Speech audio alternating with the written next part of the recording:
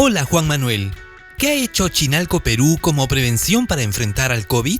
La primera fase, que era la fase de preparación que tuvimos, donde lo que hicimos fue entrenar a las personas, darles a conocer cómo tenían que cuidarse, lavado de manos, distanciamiento social y además de las medidas que implicaban dentro del campamento. De hecho, es lo que se ha venido haciendo. Se redujo el número de personas que debían estar dentro del campamento.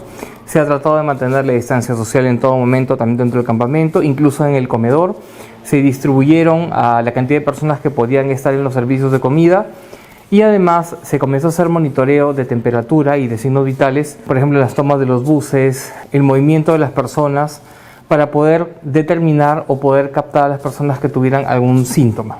La segunda fase es ya la fase cuando se da el estado de emergencia, donde lo que se buscaba era cómo podíamos hacer este cambio de guardia. Lo que teníamos que hacer era poder evaluar a las personas que estaban por subir a la unidad minera. De esa forma lo que se buscó era, de una forma eficiente, pero también segura, cómo podíamos detectar a las personas. Así, lo que se estableció fue tener un grupo de personas que debían ser evaluadas el día que subían a la unidad minera mediante las pruebas rápidas. Estas personas, las que salían negativas, debían subir a la unidad minera y el quinto día se les debía hacer el monitoreo correspondiente. Las personas que salían negativas tenían que ingresar a trabajar. Las personas que salían positivas deberían ser evacuadas a una clínica. Y en estas dos fases, en estos dos grandes momentos, fue que se desarrolló el plan de emergencia o el plan de contención para COVID. ¿Cuál es la evaluación médica que se realiza al colaborador antes del relevo de guardia? El protocolo de ingreso consistía en hacer la prueba rápida de COVID, hemograma completo, proteína C reactiva, examen físico con foco en el aparato respiratorio, oximetría, o sea, la medida de oxígeno en la sangre a través de un pulsoxímetro y temperatura corporal, ¿no? Ninguna prueba, absolutamente ninguna prueba cubre al 100%. Por eso es que tenemos que asociar diversos exámenes para poder brindar la mayor seguridad posible a las personas que tenían que subir a la mina o que tenían que realizar algún trabajo. Para la aptitud de estas personas, lo que se buscaba era que todas las pruebas salieran normales, incluyendo la prueba rápida, que tenía que dar negativo, o en su defecto lo máximo que podía aceptarse era una prueba, un hemograma, donde la alteración, ocurre una alteración muy pequeña, mínima, y solamente una. Si habían dos alteraciones o más, automáticamente la persona también estaba no apta. La otra parte consistía en la encuesta. Las encuestas que se han venido aplicando y que diariamente todos recibimos en los correos también nos ha servido de filtro. Además que en la misma clínica, al llegar, también uno tenía que responder la encuesta, que es parte del protocolo nacional, y según esto, los resultados que uno obtenía de esta también era un filtro adicional. Entonces, finalmente tenemos el examen médico, las pruebas de laboratorio, más la encuesta. Estos tres filtros servían para la determinación de la aptitud o no aptitud de las personas. ¿Cuál es mejor, la prueba rápida o la prueba molecular? Mucho se habla hoy por hoy de por qué prueba rápida, por qué no prueba molecular. Y es que lo que pasa es que son pruebas complementarias, no son pruebas que una reemplace a la otra, como a veces la gente piensa. La prueba rápida es una prueba que lo que hace es una detección rápida de si la persona estuvo o no estuvo en contacto con el virus. No te está diciendo que la persona está enferma, lo que te dice simplemente si la persona estuvo o no estuvo en contacto. ¿Qué significa esto? Medimos dos proteínas que son las inmunoglobulinas, la inmunoglobulina G y la inmunoglobulina M. La inmunoglobulina G te indica si la persona tuvo algún contacto con el virus. Y la inmunoglobulina M, si la persona en este momento tiene el problema del COVID-19.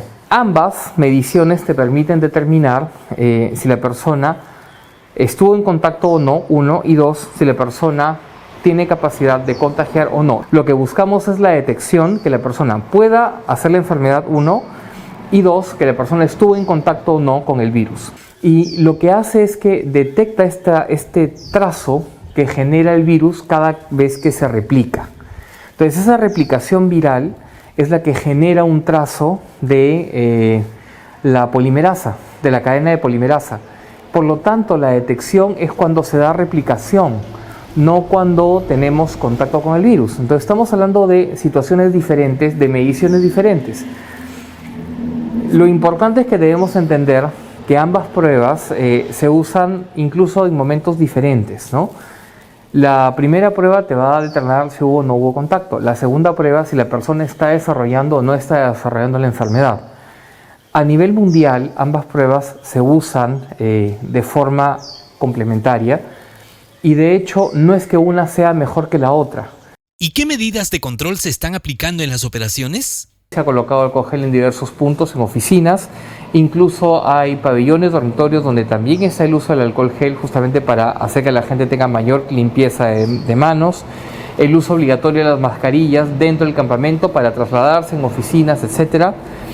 También evitar la concentración, las reuniones, se ha limitado el número de personas que deben participar, se debe guardar de 1 a 1.5 metros de distancia entre las personas, todo con la finalidad de reducir el posible contacto o contagio entre las personas. Un punto adicional que también se viene trabajando en la unidad minera es el no uso del aire acondicionado, dado que los aires acondicionados recirculan el aire y al recircular, si tenemos una persona que está infectada, lo que vamos a hacer es diseminar. Juan Manuel, si tengo síntomas en el campamento, ¿qué me aconsejas hacer? Esta enfermedad genera síntomas como si uno estuviera resfriado. Entonces, ¿qué es lo que debo hacer yo si tengo síntomas? Lo primero es reportar a SECOM. En segundo lugar, acudir al centro médico para ser atendido, donde lo que va a hacer el doctor es, basado en el protocolo que se tiene a nivel médico, probablemente va a tomar una prueba de COVID rápida que tenemos en el campamento. Si esta sale negativa, la persona de todas maneras va a pasar a un periodo de contención en su dormitorio. Este periodo con evaluaciones constantes que durará 2 o 3 días, dependiendo cómo es la evolución de la persona. Y de ser necesario, seguramente repetirán la prueba. En el caso de salir yo positivo, lo siguiente que va a pasar es que, guardando todas las medidas de bioseguridad, la persona va a ser referida a una unidad de mayor complejidad. Esto es, alguna clínica en Lima o Huancayo, donde además tenemos que asegurarnos que estén recibiendo pacientes COVID. Porque una de las cosas que debemos entender es que no puedo ir a cualquier clínica, sino que tengo que ir a una clínica que tenga el servicio de atención para COVID. Dime, Juan Manuel, ¿qué más debo hacer? Lo más importante de esto es, primero, no asustarse, segundo, tener la información correcta, tercero, guardar las medidas de bioseguridad que son súper importantes y cuarto, brindarle también la información a la gente que nos rodea, incluyendo a la empresa. Porque si subimos y hay posibilidad de contagio y yo desarrollo la enfermedad dentro de la unidad minera, puedo contagiar a varios de los trabajadores. Peor aún, de repente no hago un cuadro severo o de repente hago un cuadro sintomático, sin embargo tengo la capacidad de contagiar a otras personas que de repente hagan el mismo cuadro que yo, pero estas personas al llegar a casa pueden terminar contagiando también a personas vulnerables.